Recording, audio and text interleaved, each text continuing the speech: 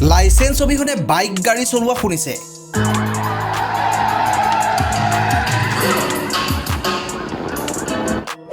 Licence অবিহনে বিমান উৰুৱা শুনিছেনে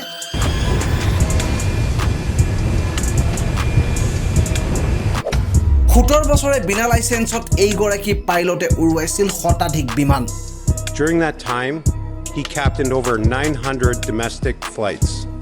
Our investigation has led us to believe that this was all done without the appropriate licensing.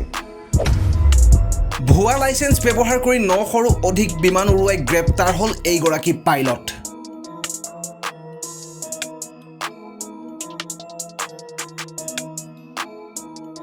কানাডাত এক চাঞ্চল্যকৰ ঘটনাই বিমান চলাচল খণ্ডত ব্যাপক আলোড়নৰ সৃষ্টি কৰিছে দেশখনৰ এজন প্ৰাক্তন বিমান চালকক প্ৰায় 17 বছৰ ধৰি উপযুক্ত পাইলট লাইসেন্স নোহোৱাকৈ শতাধিক বাণিজ্যিক উৰণ পৰিচালনা কৰাৰ অভিযোগত গ্ৰেপ্তাৰ কৰা হৈছে কানাডাৰ অন্টাৰিও প্ৰদেশৰ পিল আঞ্চলিক আৰক্ষীয়ে জনোৱা মতে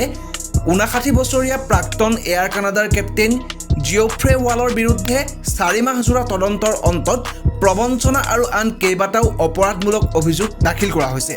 আৰক্ষীৰ দাবী অনুসৰি 2009 চনৰ পৰা 2025 চনলৈকে ৱালে ভুৱা পাইলট লাইসেন্সৰ ব্যৱহাৰ কৰি 900ৰো অধিক ঘৰুৱা আৰু আন্তঃৰাষ্ট্ৰীয় উৰণৰ দায়িত্ব পালন কৰিছিল তদন্তত প্ৰকাশ পোৱা মতে ৱালে নিজৰ প্ৰকৃত যোগ্যতা গোপন কৰি এয়াৰ কানাডা আৰু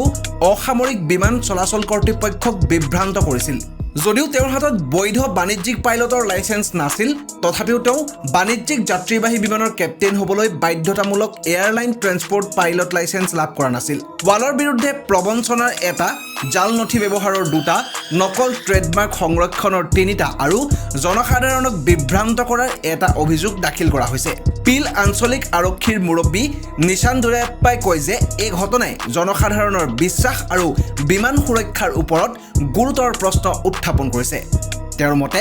অভিযুক্তই সম্ভাৱ্যভাৱে লাখ লাখ যাত্ৰীৰ জীৱন বিপদত পেলাইছিল অৱশ্যে এয়াৰ কানাডাই জানিবলৈ দিয়ে যে যাত্ৰীৰ সুৰক্ষাত কোনো আপোচ হোৱা নাছিল সংস্থাটোৰ মতে সকলো পাইলটে প্ৰতি 6 মাহত বাধ্যতামূলক প্ৰশিক্ষণ আৰু মূল্যায়নৰ সন্মুখীন হয়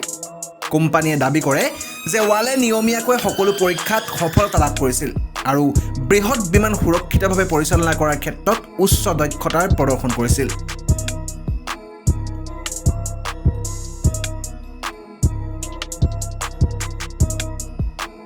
International Desk Report, Dapon Times.